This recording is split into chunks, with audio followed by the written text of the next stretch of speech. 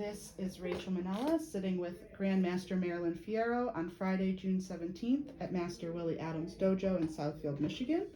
We're going to discuss Master Fierro's accomplishments in Isshinryu Karate and her work as a martial arts instructor. Can you please state and spell your name for me? My name is Marilyn, M-A-R-I-L-Y-N. Last name Fierro, F like in Frank, I-E-R-R-O. Thank you. And where were you born? I was born in the Bronx, which is in New York, What year? 1942, unfortunately, because I'll be turning 80 That's wonderful. this December. My dad was also born in 42. So you knew that right away. And can you tell me a little bit about growing up in the Bronx and your childhood? I would love to say it was wonderful, but unfortunately I was two. My dad died when I was 2. He had served in the Navy. Everything was fine. My mom and dad got married. My brother was born. Everything was going well, and he came down with rheumatic heart disease, which is caused by strep virus that they didn't know, and there's no treatment for it at that time. So he suffered. He passed away. And my mom nobody wanted to help my mom. My grandfather was Russian grandfather who was very, very, very strict. And he always said, you got married, that's your husband's problem and yours, and that's it, not mine. And he did not help. So she was out on the street with 2 children. And one of my real father's family helped her a little, eventually got back into an apartment from using Social Security. So it wasn't an easy time, but in all truth, for the most part, I blocked it out. So I don't remember.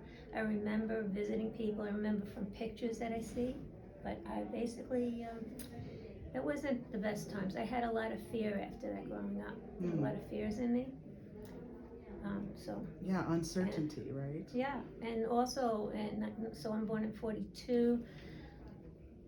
I was put in a preschool very, very young, and achieving a lot at that time, which is very funny to say, because they would say that, she could always do this and she could do that or whatever. And by the time I got to public school, we were already afraid of atomic bombs falling. So I hear kids walking around with, what do you call them? The tags that the military wear with your name and your address on it and everything about you, and hiding under a desk for an atomic bomb that, if it happened, that was do nothing. So there was a lot of fears, and my brother is 5 years older, so he would be in one school, I'd be there, and then, I always had that worry. How much older is your brother? He's 5 years older than me. Okay. Were you guys close? No, the distance, for us, it didn't work, that distance. Yeah. And was your grandfather, your mother's father, an immigrant to the United States? It's a cute story. My grandmother came from Romania, and they had her parents had a furniture factory in Manhattan called Arway. And my grandfather, to escape Russian taxation and all the things that was going on, came to America, and somehow, I don't know how he ended up at that place working there, and met my grandmother. She from Romania was Anna Ginsburg. He from Russia was Morris Ginsburg. So they got married. She never changed her name. There you go. Yeah. That's funny. When did you first get involved in martial arts and Isshinryu? In 1972, my second baby was born, and I wanted to lose the weight and work out. So I went to a health club, and they had a self-defense program, and I took that, and the gentleman teaching it was Taekwondo. So I fell in love with just all the things that we were doing, and eventually I had my girlfriend and I come to the house. They canceled it at the health club, so he came to the house and started teaching my girlfriend and myself in the living room Taekwondo. No jumping, because obviously, and we had between us 5 kids. Wow. And we were potty training 2 of them. And he had the patience of a saint with us. It was wonderful. Wow. But he couldn't. He was a college student too, and he couldn't continue. So I was researching, and this is now by 73, between 72 and 73, that was a quick transition. So you'd go to a dojo. And I'm not going to teach you. We don't teach women here. Mm. And I wrote this in my book, but Peter Urban was writing a column saying we don't want women in the dojo because if you hit them, they cry, and if they hit you, you look like a wimp. So. Sure, yeah. So it was a tough time to try to get into it. I finally found a program in a Jewish center that was teaching Ishinru. And when I discovered, I went tried Shoenru a little bit, and then when I discovered Ishinru, I said, this system works, and it's very good for a woman's hands. When we make our fist and we lock that thumb, it strengthens the wrist. This is physiologically lined up. It's a great system. I love it. Mm. So he then, this gentleman that I found said, okay, take the self-defense program and then I'll let you take the karate one too. Right. I said, okay, fine. So during that time, up to 1974, I was doing that, and then he stopped for a while. What was his name? His name was Jimmy Papa. And he stopped, but before that, he had introduced me to Nick Adler, who came down and showed films. And I never hide the fact that I didn't like him. He was very, very, very strict, and he wouldn't explain about the films only to Jimmy. And as we sat there and listened, and when it was over, I thought we should thank him. So I went over and bowed and thanked him so much for helping us, and he gave me his wonderful. I'll look right through you. I'm like, what? I may have received that earlier. Yes. I was very respectful. Okay. But you know, you get that look. I mean, he's not easy. And I said, oh my Lord, I would never train with this man ever. So I started, then Jimmy stops teaching after that. So I start looking around. And went to the Shoenru dojos. I went to a couple of other different styles by me. But I liked Ishinru a lot. And there was a couple of other people teaching on Long Island Ishinru, and I not heard anything good about them. But I had heard that Master Adler was excellent. Mm. So I said, well, I don't have to talk to him. I'm just going to go and sign up, and I don't talk to him. I'll just work out. So the first time I had the courage to talk to him, I forgot what we were talking about. I said, oh, I know, I can do that throw. And he said, okay, throw me. And I expected the block. I knew the block for the throw. I went to throw him. He counter threw me and killed me. And that was it. We didn't talk for a while. I just kept training. Yeah. You know, so we started on the second floor in that building in Bayshore. And it was really nice down there, but with the rent wise, we ended up moving up to the attic, which was 3 flights up. So now you're walking up to this hot attic with all the heavy equipment. I mean, it was a chore just to get there. You had to be dedicated. You really had to want what you know. Yeah. But I think to be a martial artist, you really had to want that type of training. That's Right. what it's really about. So we went up there, and I trained up there for a while, and he had a partner then who made it easy because I talked to him. I didn't have to talk to Sensei. Well, this was important. I had earned my yellow belt with Jimmy. I was very proud of that yellow belt. Mm-hmm. And there was another gentleman named David that was training with at the same time, and I made him come with me to Sensei Adler's dojo, and he retained his yellow belt because unbeknownst to me, he had tested for his at Master Adler's, and I hadn't. Mm-hmm. So he took away my yellow belt.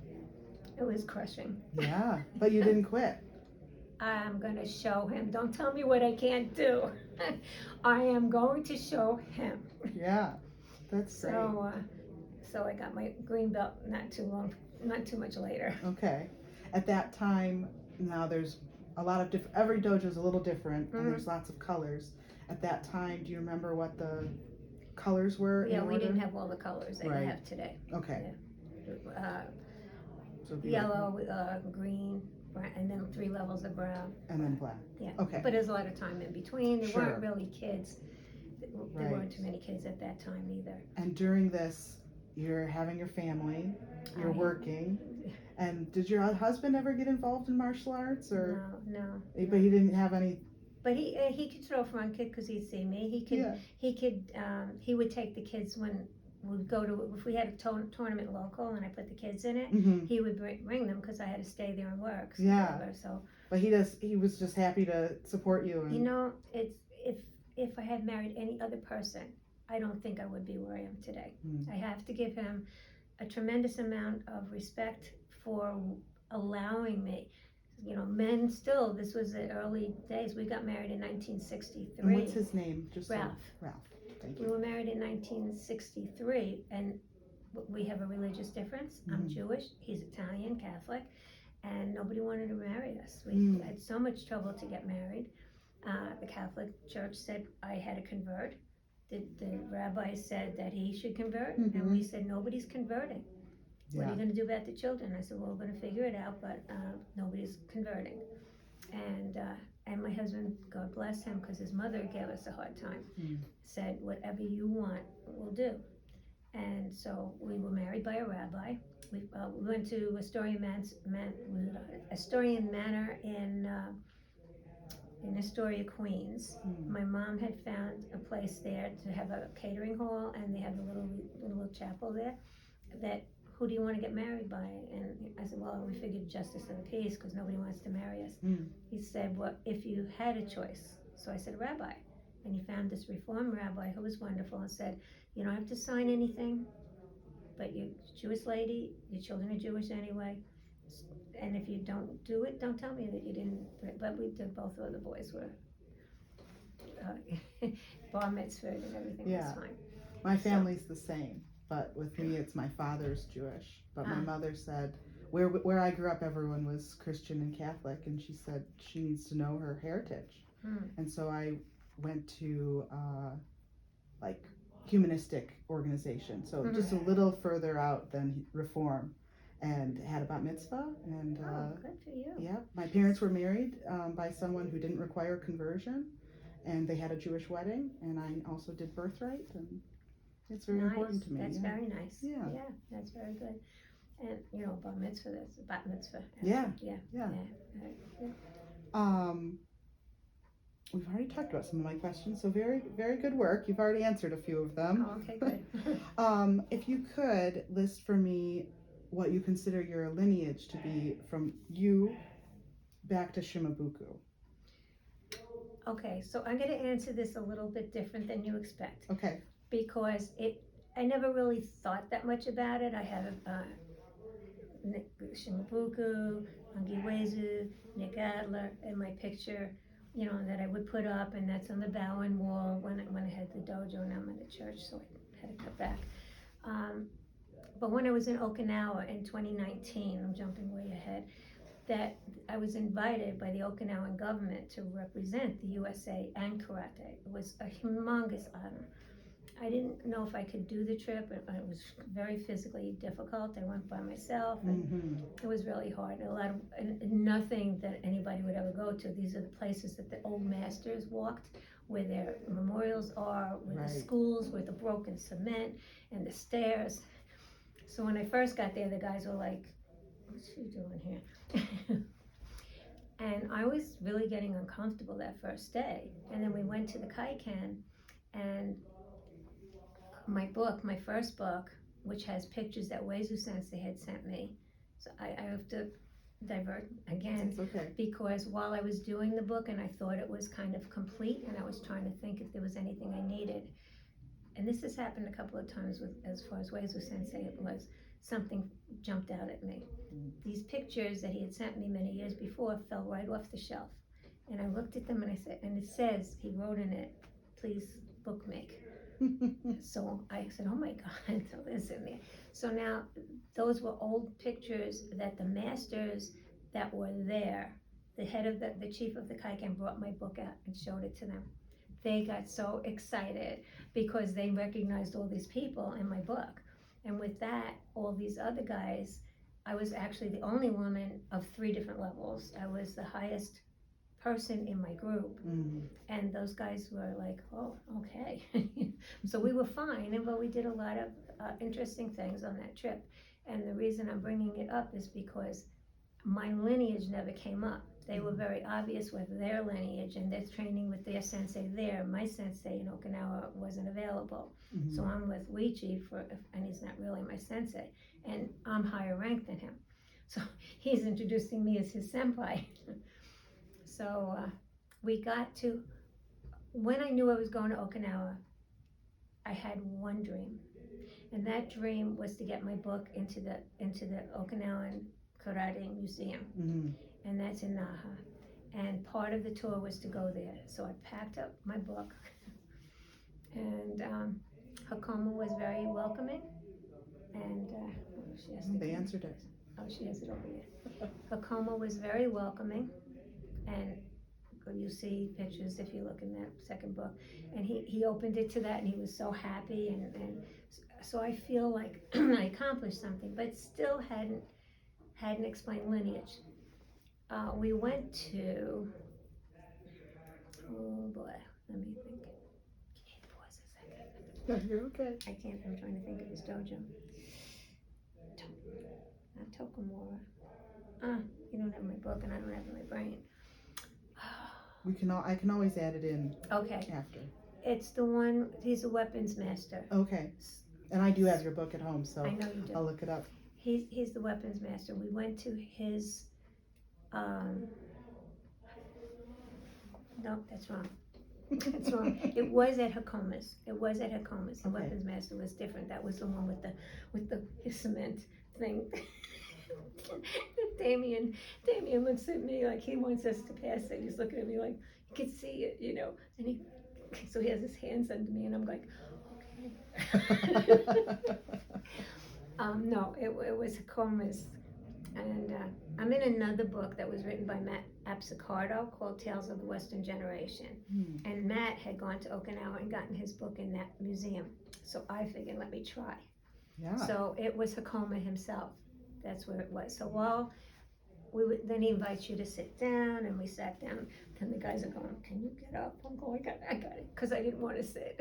It was a little thing on the floor. Sure. I'm like, I don't know.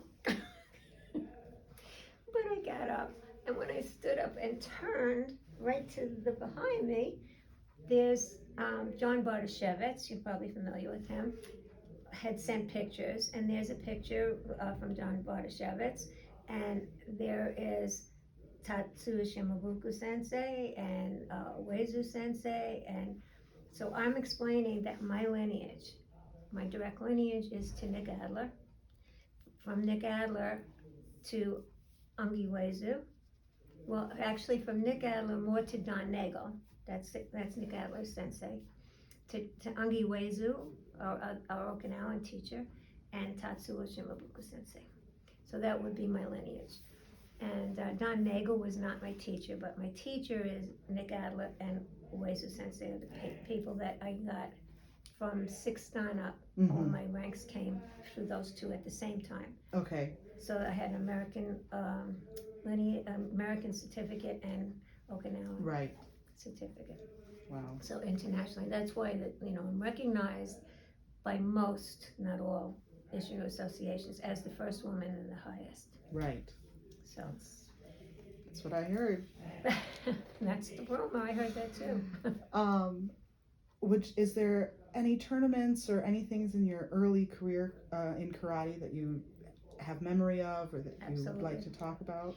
There's a couple that I would bring up. The first tournament as a green belt that I competed in, Master Tatsuya Shimabuku passed away in 1975.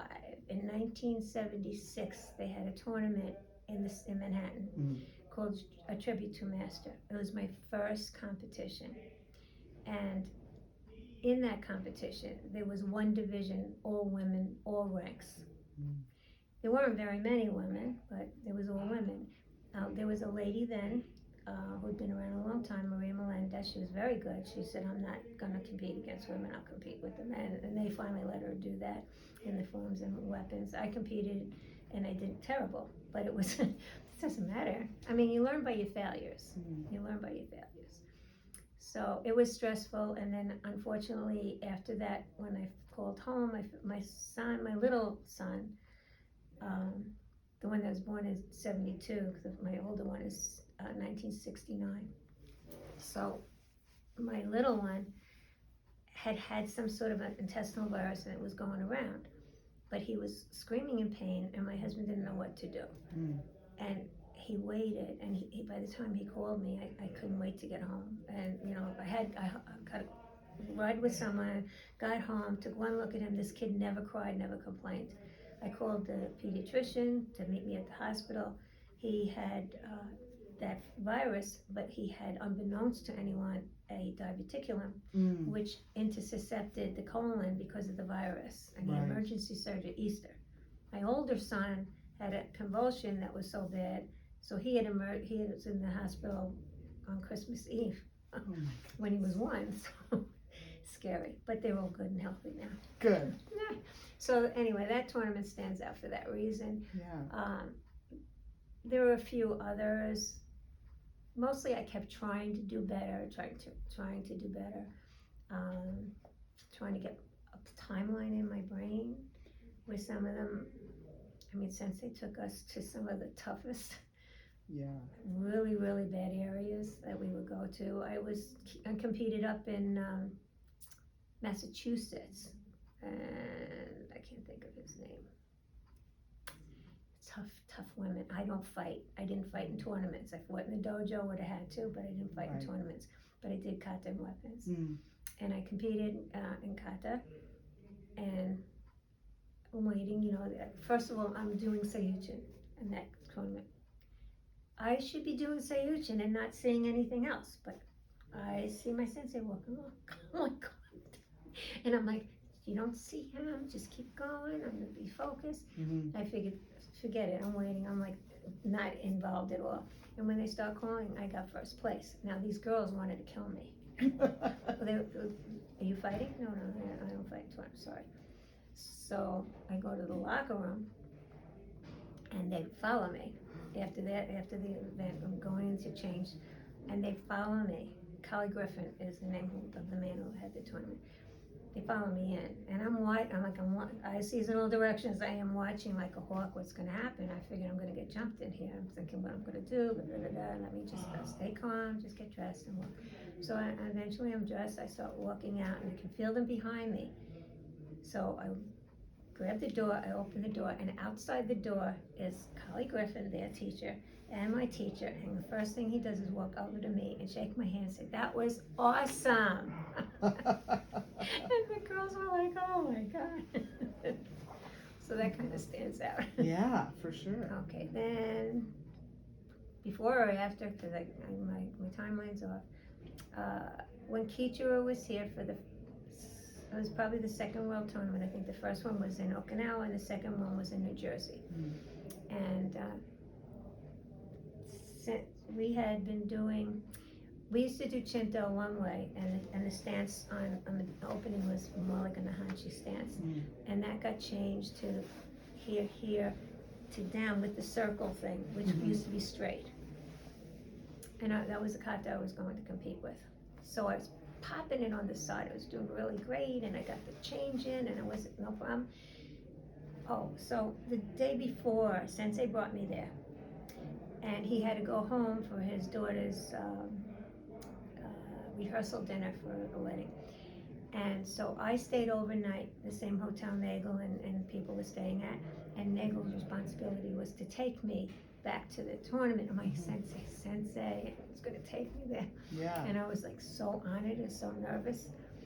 And his Sensei's son Ricky came the next day, and I was going home with Ricky, so that's how that worked out. I'm like popping this thing, I'm doing so good. So now Nagel's the center referee. And I'm doing great, okay. Yeah. And I mess up the first opening moves. I go right back, and instead of continuing to go, I basically bowed out. He was so mad at me.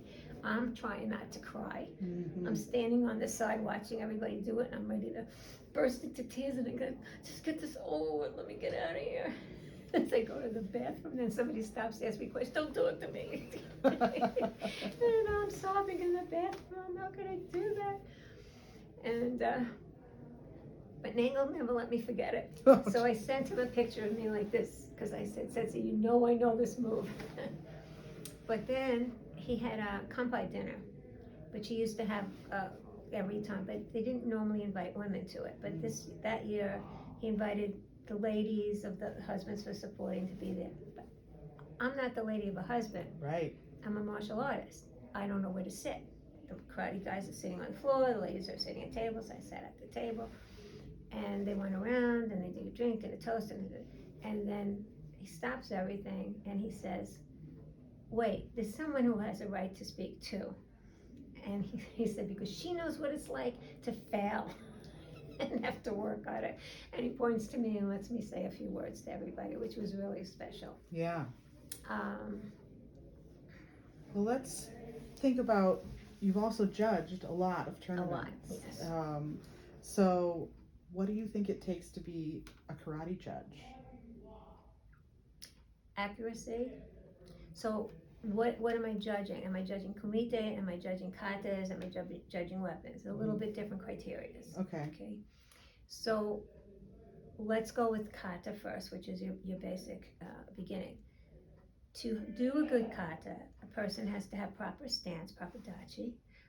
They have to have proper technique, proper timing, proper kime or focus through the target that they're hitting, even if it's invisible.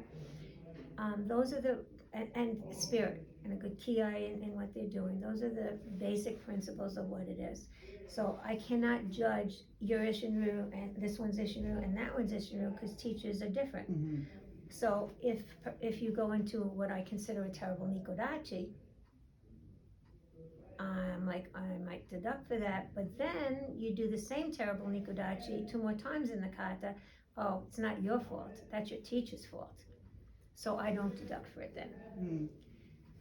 So when you're judging, we start with, to 10 or something like that. When it was single digits, now it's hundreds of digits or whatever.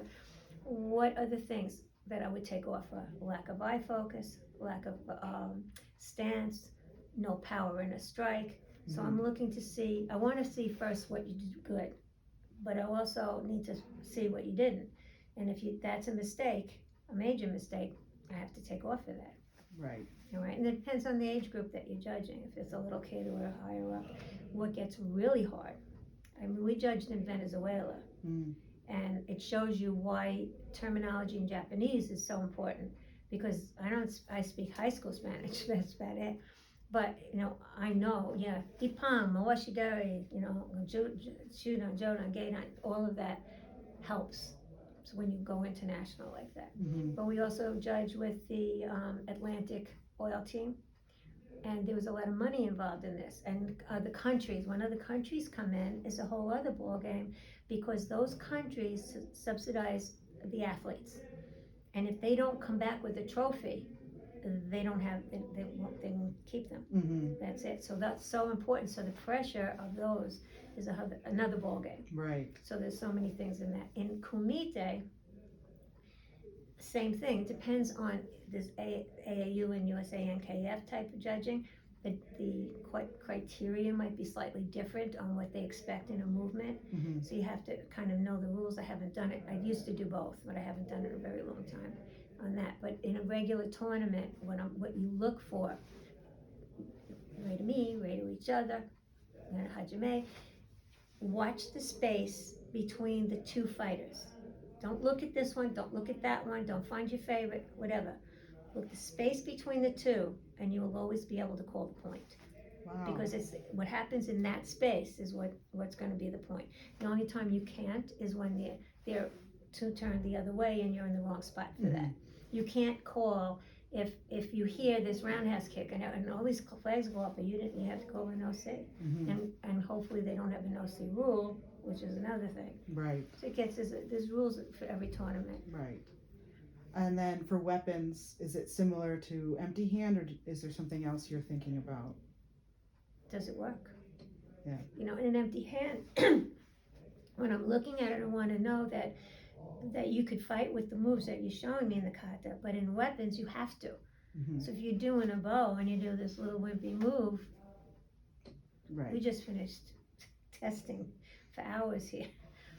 and it's very interesting. Mm. But it depends on the type of weapon and that your kime, that person's kime with the weapon, the ability to strike through the target if it's the bow and block and mean it, and not to do this for a side strike, but you're gonna lose your weapon. Right. You know, things like that, Okay. what you're looking for. Inside, you know, each of them have their own. Lucky me, I'm talking to you today before a tournament. There you go. There you go.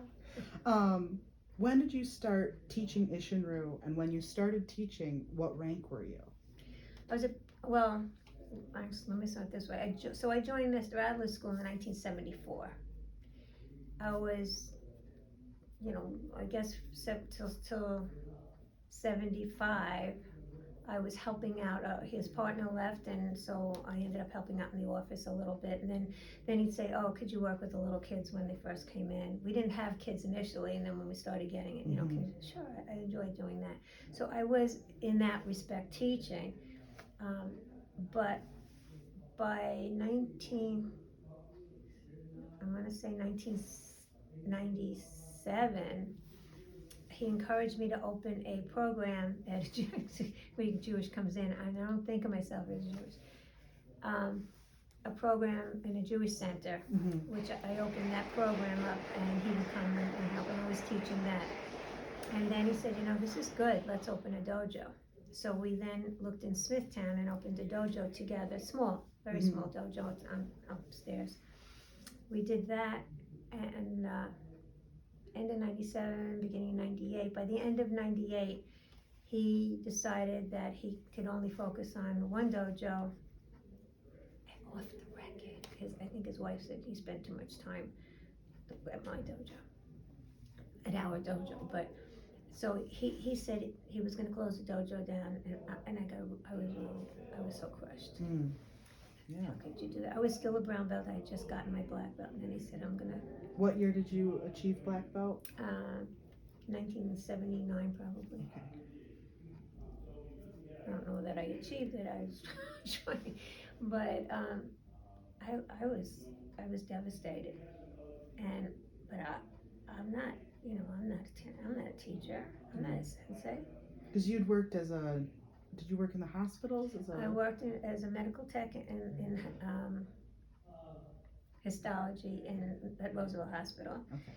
I retired from that after the first baby. Okay. And then I worked odd jobs. I worked at a flea market, sales girl. I became then Stephen was born. So I stayed home mostly for the kids, except when my husband was there to watch them.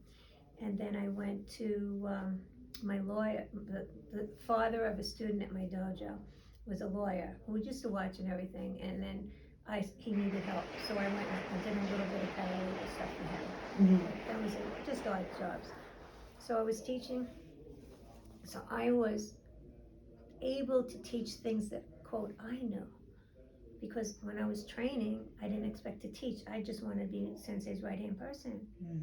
So meanwhile, you know, he's leaving and I have no help. And half the students left with him, of course. Yeah. A lot of the girls stayed with me and a couple of people, but, you know, everybody was leaving and I could teach what I did well. But there were things that I couldn't do. I was not really a fighter. I did what I had to do. And then he said, okay, his son Ricky could come on Saturday and give me a hand, which he did. And I kind of got myself together. It was better. So what year was it? I think it was, I'm not positive, and I wanted to look it up. I could send you my resume if you want at one point. Have it. I didn't even think to bring it. Probably around 78 we opened the school, and I think by 1979, when he said he was going to do that, I walked out because he still wanted me to sell for the rest of the month, and I'm like, I'm not selling. You're not going to have a school. Right. And I walked out on him, and then he called me up and he said, well, let's discuss this. He said, I told him he owed me $200 because he didn't pay me for anything. And I said, I don't know what to tell you.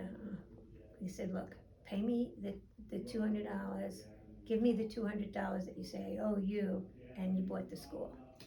And that's how I did it. And I mean, I bought lockers, mirrors, desk, Yeah. and a payphone.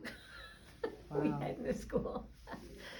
So, all right, and then the girls were very supportive. That was really nice. But I did not feel. I mean, we had a black belt workout, and he said count up the black belts, and I counted up all the black belts. And then his son turned to me and said, "Marilyn, did you count yourself?" No, because I really didn't think of myself that way. I really didn't. I didn't feel worthy of it. So then I realized I needed to prove to myself that I knew what I was doing. So in the process of being this, there's only 2 women in Smithtown that own dojo, Joyce Santa Maria and myself. Hmm. And I talked to Joyce, and she was very supportive. You know, we were competitors, but not really. Different style? Yeah, she's Shorin-ryu. Okay. And so I talked to her and everything, and but people would come up to find out about classes, because I was upstairs, so they had to walk up these stairs, and like, oh, you're the teacher? I said, yeah, if that's a problem, go. Yeah. That's what you have to say. And then I'd have some that come up and threaten me. Mhm. You know, what is this wimpy punch? What do you think this is? Really? And at that point, I had a railing for the stairs. I hadn't expanded. After that, we expanded, and I put a block, lucite wall there, so that nobody could get hurt. He was sitting on the railing saying, "What is this? You know, open your mouth one more time. You're going to feel what it's like." Yeah. And I said, "And you're going to be right down the stairs." He jumps off the banister. Oh, I'm sorry. So, but I had many of those things. I had threats. I had all kinds of things happen, and I realized that even if I don't feel it, fake it. Just, I don't care. One I did have one young lady working for me, and this guy came and he was sitting watching class and saying, "Oh, I was teaching like little kids. Yeah. I'm teaching some self-defense," and he goes, "Oh, that's terrible. Oh, it's really that what?" So I heard her say, "Don't let Sensei hear you say that." Ah, big deal. So class ends, to make sure the kids are out. I go over to him. I said, "I understand you don't like my self-defense. Would you like to see some? Come on." He goes, "No. I wasn't. I really didn't mean anything by that."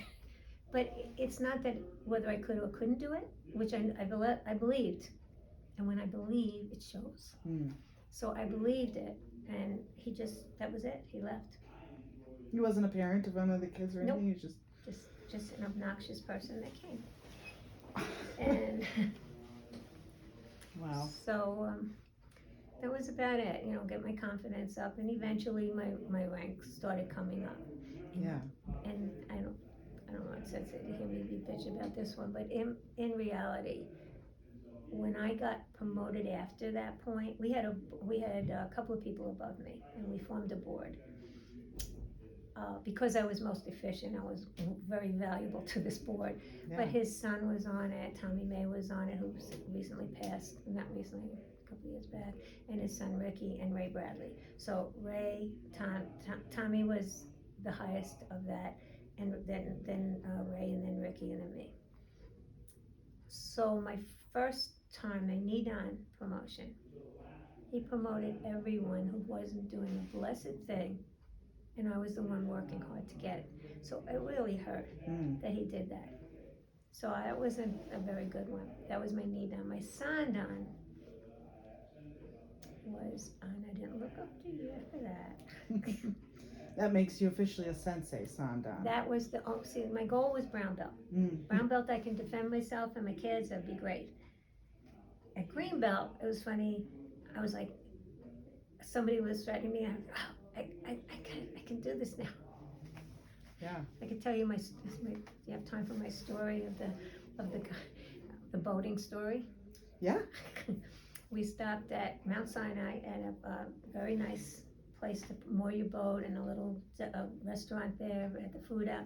This man comes, and he's foul mouth, cursing. He had a woman with him, and about a 10-year-old kid with him. And everybody that was eating outside was like, "Oh my God, this guy's terrible, he's terrible." Yeah. We had a Pomeranian at the time. And so I'd gotten a hot dog, was cutting up pieces. I wasn't giving it to him fast enough. This guy says, "Shut that fucking butt up." Put a muzzle on him. I said, "A muzzle? You're the one that needs a muzzle. I take the palm, I hand him to my husband. The guy's like this coming across the deck, and I'm like, good, good, good. I don't care. And everybody's like, oh. And I see the haymaker coming. I'm like, I got this. The guy goes, oh. Wow. And he leaves. Oh my And goodness. the people are like, are you crazy, lady? He didn't know. Oh, and mind you, we're all wearing bathing suits. And I Sure. said, well, yeah, this, and I had a plastic fork. And it was gonna go low. Yeah. And since he goes, it's gonna break, I said, I don't care, it was gonna break right in his testicles. Oh my goodness. Well, I was going to ask you if you've ever needed to defend yourself, but I think I got the answer. Anytime it's come up, it's Yeah. amazing. I can give you a number of times, I won't make it go too long, but once they see that you intend to defend yourself, I'm not talking about a gun. I had one student who ended up in jail later on and was not a great, and I was asking about a knife, and he goes, what do you do about this? And he stuck a knife right by my throat. And I said, well, we'll tell you right now, one of us is going to get cut, and I don't plan on it being me. And he goes, oh no, I was just joking. So Yeah. yeah, so that was probably my scariest. I've never, thank God, had to face off with a gun. Right. So. What you said that you didn't always see yourself at, you might have achieved or earned the black belt, but you didn't quite see yourself as a black belt. Mm-hmm. As a teacher, what's your philosophy in teaching, and how do you instill that confidence in your students? Is there... Good question. Good question. I'm tough on my students, but I like them to know I love them. Mm. And it was always a joke when I had the dojo. How do you know I love you? And they said, because you yell at me. I think we have to have patience when we teach, and we have to break it down. Every child is different, every person is different how they learn. So we learn by hearing, we learn by physical touch to show how a move goes, we learn by demonstration, and we learn by having somebody demonstrate on us. So that to me is an important way in teaching.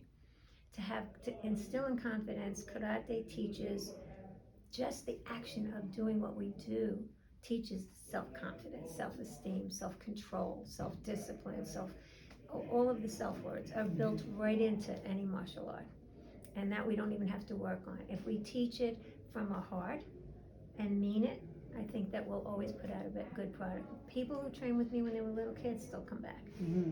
You know? How many people have you promoted to black belt? I had to look it up because I wasn't sure. And it's not a whole lot. There's only 52 in all these years. So it really isn't a whole lot.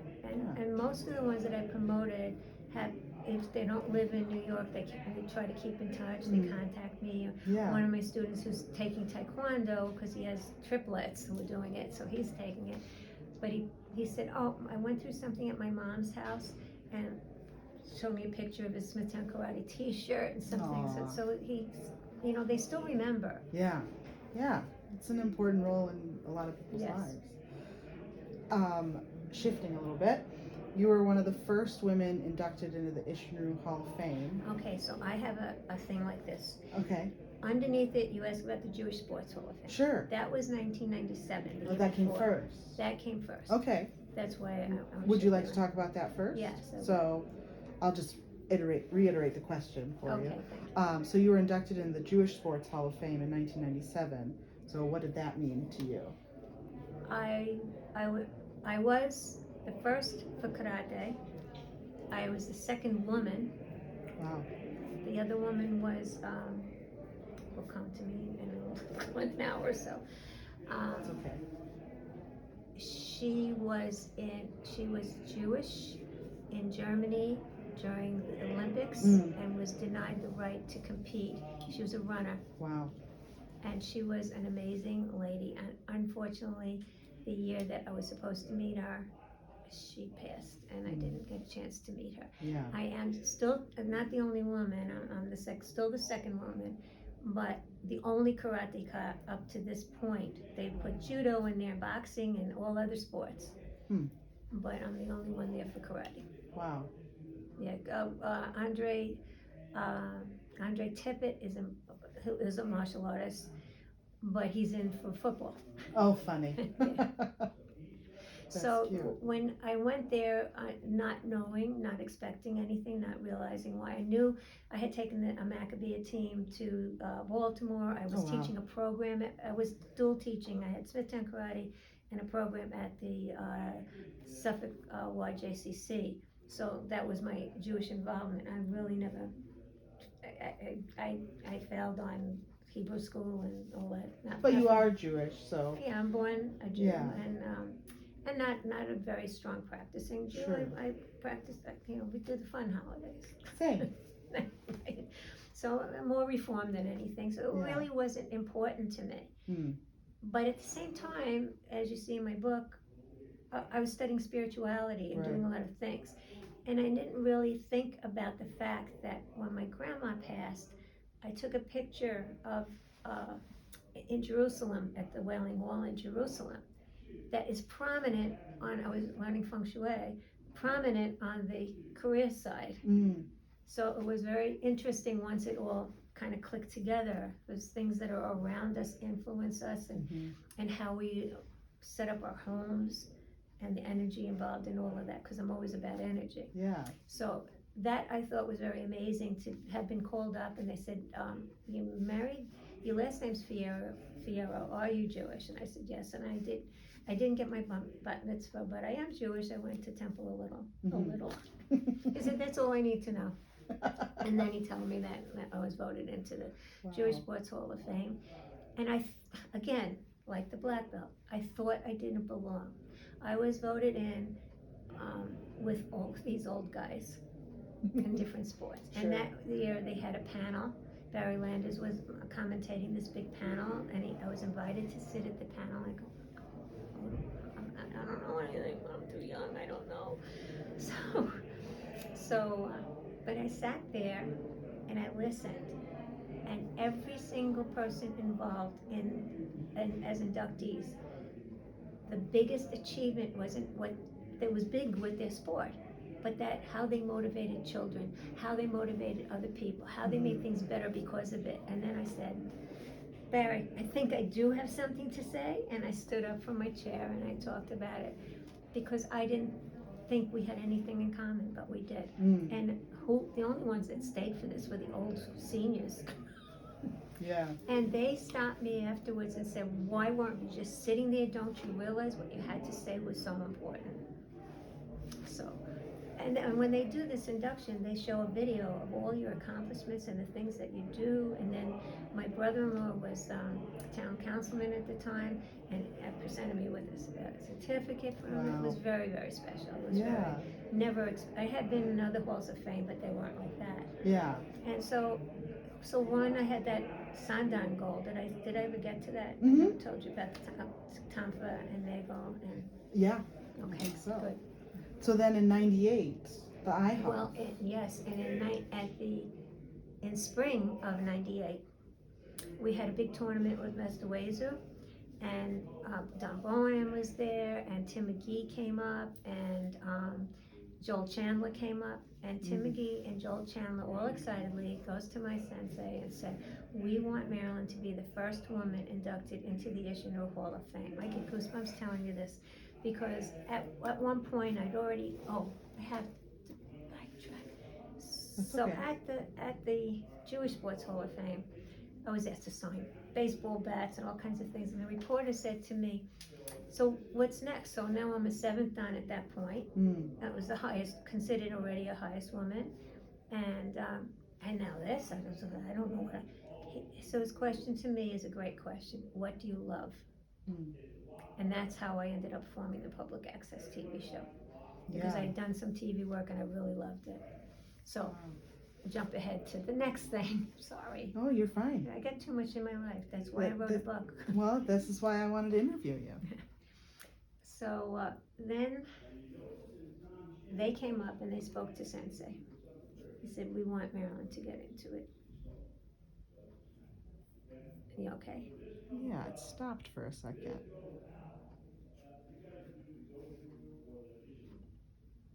Okay, you can continue. So they solicited for me. So naturally, a letter gets sent, and I get the call. They weren't supposed to tell me, but they wanted to let me know, and that's really exciting. I had to miss my wonderful black belt, who was my son, his wedding, the same day. Oh, wow. And I get there, and Joel Chandler comes up to me, and he said, "I have to tell you two things, and this one, I don't know how it's gonna be.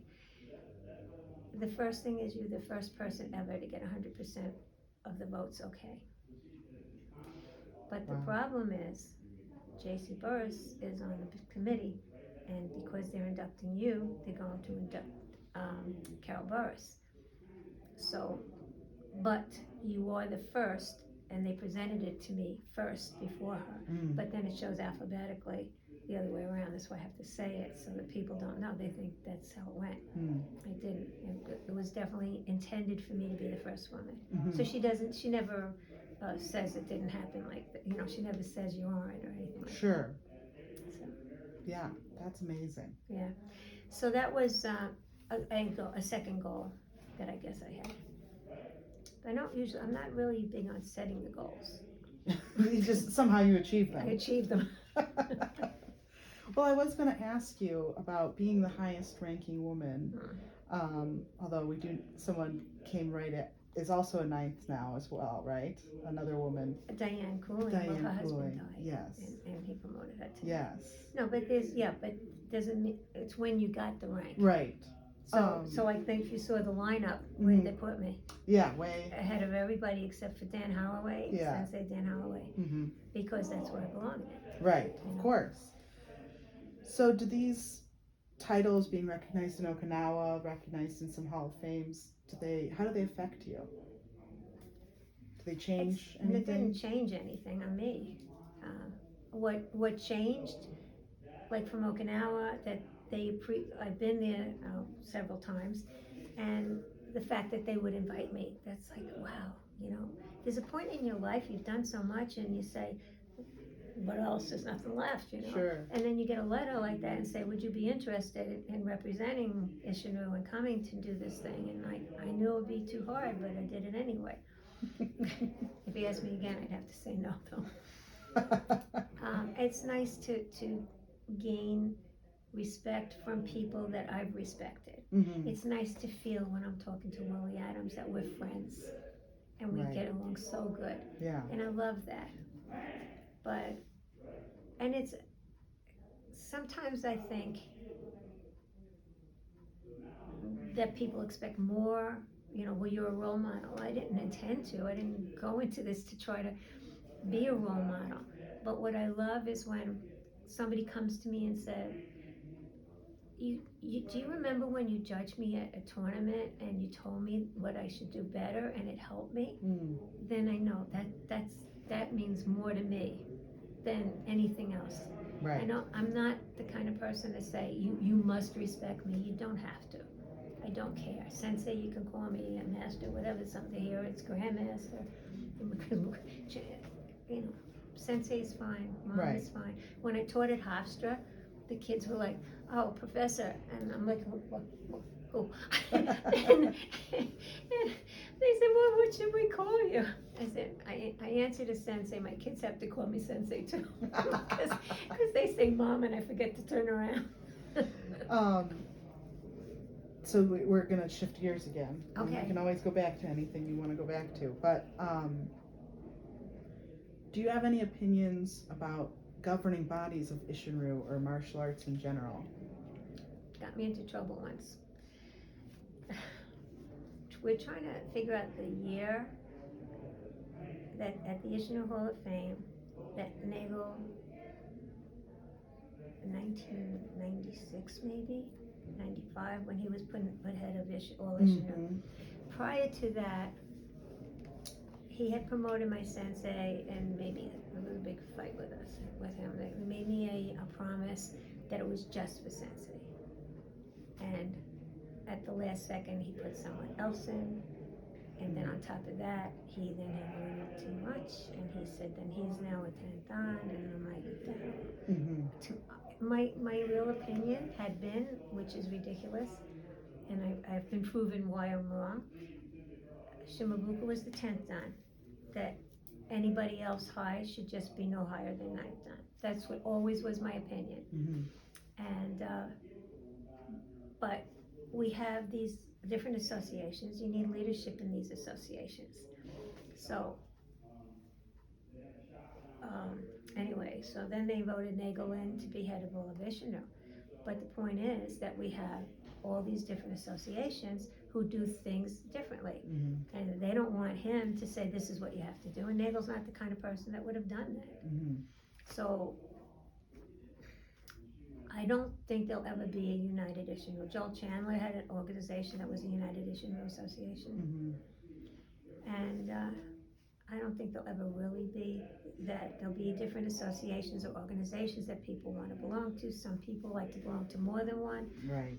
But there used to be, one testing board, right, that would go around back when it first started, is what I've heard. no, And that was how you promoted to black belt, was like the testing board came in for seminars like this, and then that's, but no, now. I never heard that. No, Never okay. even heard that. Mm-mm.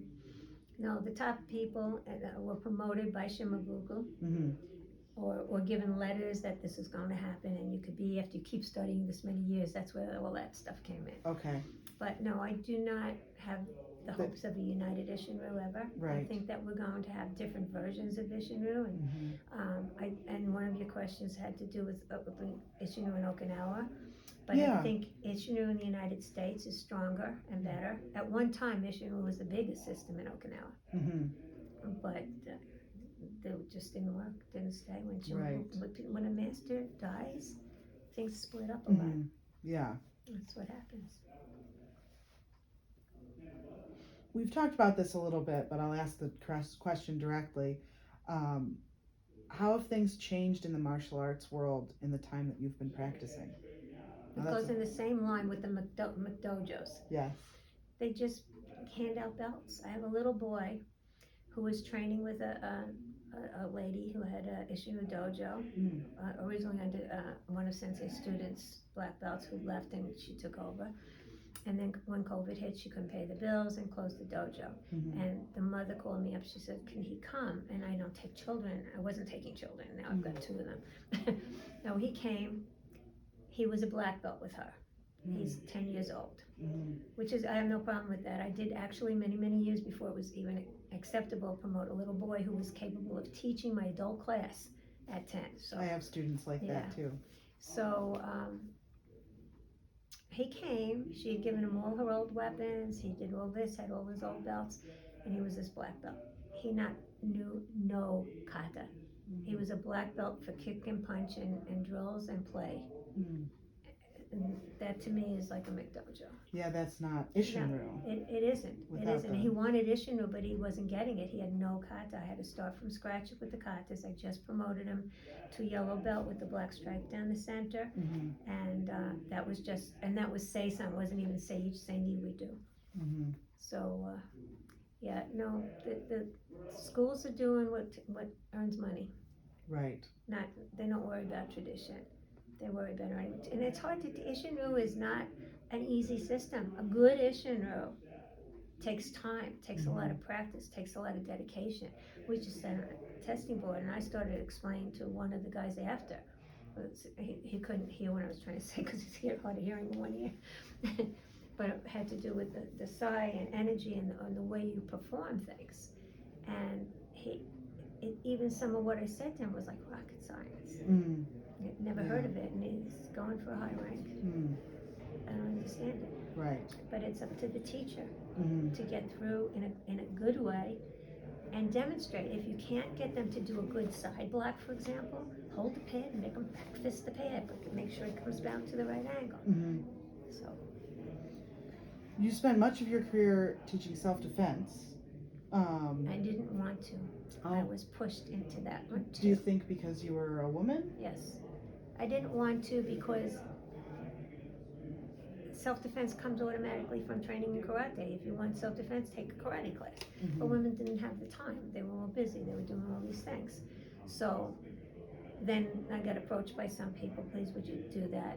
So I started teaching it, and then I needed something for it. I went for helping me to teach. Adams was right there. I don't know if he's up, tried to come in. And I went to BOCES. That's another story. All right, so self-defense.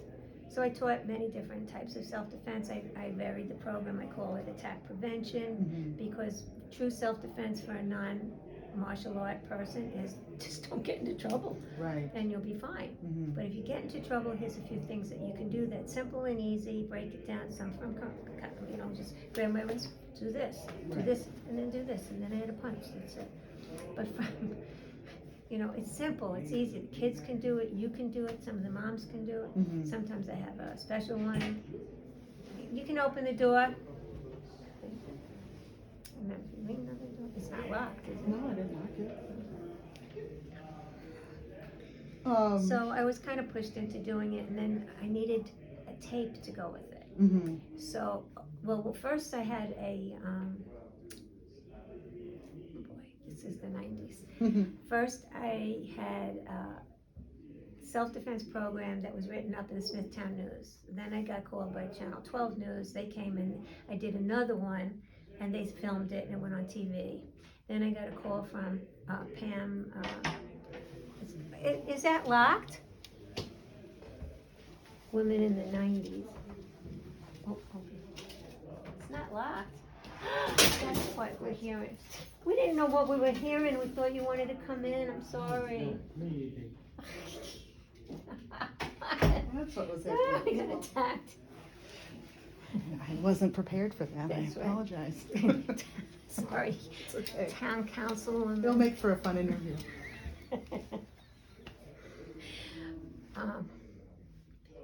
Pam Green. Okay. In 1990, she had a show called Women of the 90s. So she invited me in. But just before that, I had gone out to the Hamptons and done I used to get my cards read with a psychic.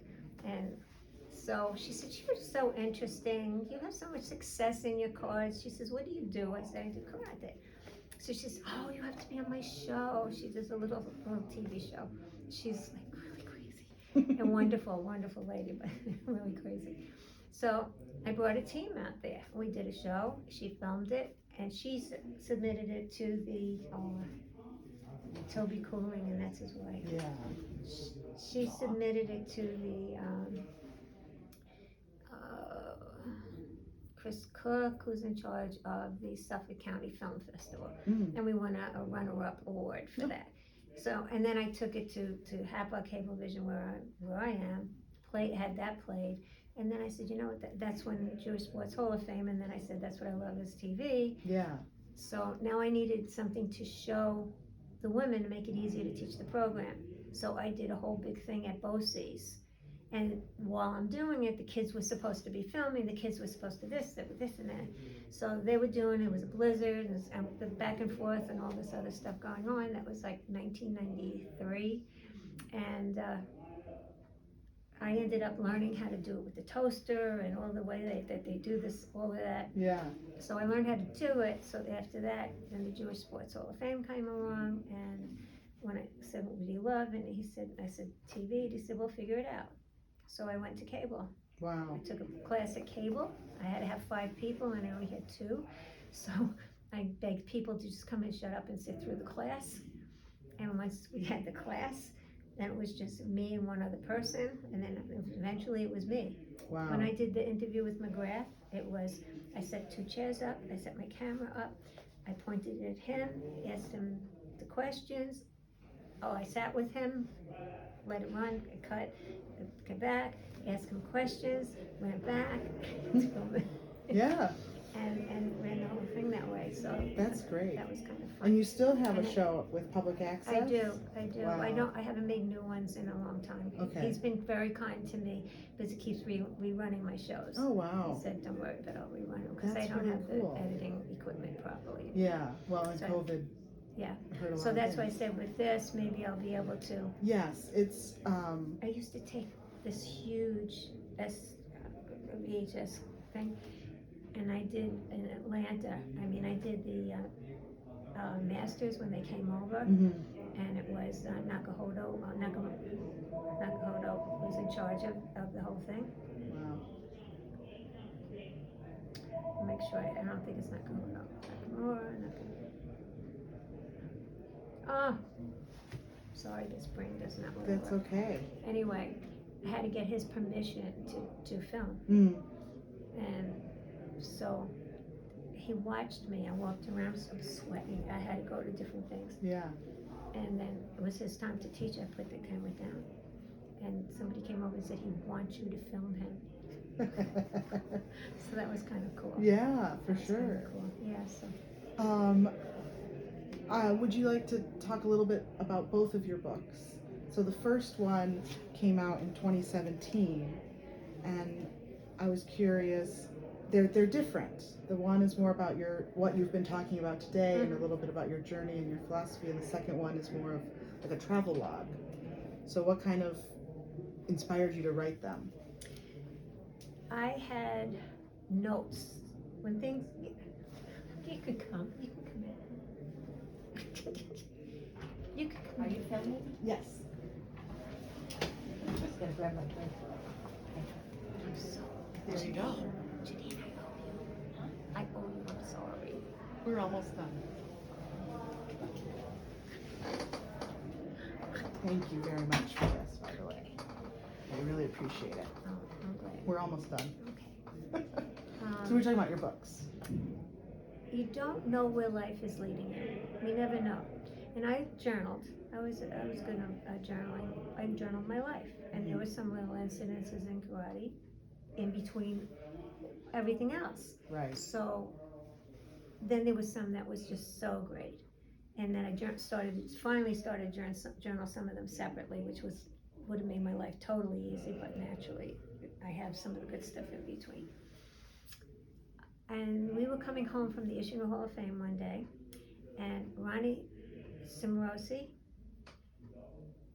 we happened to stop to get something to eat, and Ronnie Cimarosi and his group, and Bud and Ellen Ewing were there, and Ronnie was sitting like here, and I was sitting at the end of the table this way, and we were just chatting, and he said, "That's interesting, you should write a book." I said, "Well, I often think about it, and I've been working on it for 20 years, but I haven't done anything about it." And the more I thought about it, I said, when is a good time to write a book? I need to share this with other people. I need my children to have something of me, why I was away from the house so much, Mm-hmm. and so forth. And I said, it's time to tell my story.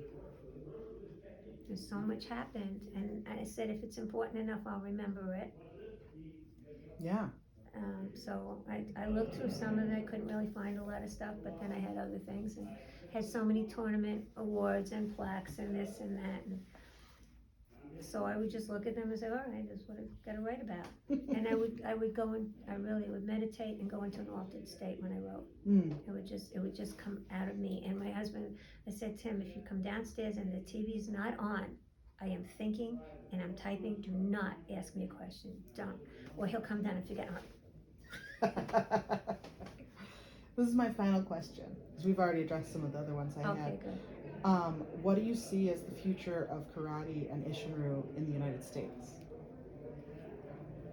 I don't think I can see far enough for that. I don't know. It's tough. It's really tough. Yeah. We're going through a tough time in the United States to begin with. The dojos don't really do very well right now. People don't have the money to do something like that. Mm-hmm. And I don't know. I don't see it being in Okinawa. I mean, the only one, Laser Sensei, is not well. Kichiro, that's all it's about. Mm. Which is nice. He's not bad. But there was a division, Yeah, he walked away. He said, here's the records. I don't want to be particular association. If Weegee had stayed, that would have been the largest issue association going, because Ways of Sensei, he had all the tapes out, he had the books out there, and he's charismatic. I don't know if you've had a chance to meet him. He's wonderful, patient, sweet, kind, charismatic, and he brought we had schools from all over. So Chris Chase is doing it now, and it's not the same. I Right. think if Weegee had stayed with Wazoo's Association and run it and took care of all of those people, instead of trying, he was encouraged by Evanko and another guy named Greg Gudson to split. Had he done it, I think we would have had the biggest Ishino Association here, but it didn't. So there's no what ifs and could ifs and should ifs. Yeah. And beyond that, I have no idea. I struggle to put out a good quality, but I don't have enough people to really work with it. And a lot of people had to give it up completely. Yeah, especially with COVID. Yeah. Well, thank you so much. You're And I know welcome. I took you away from the seminars, and I really Well, appreciate I it. don't care. I'm so sick of them.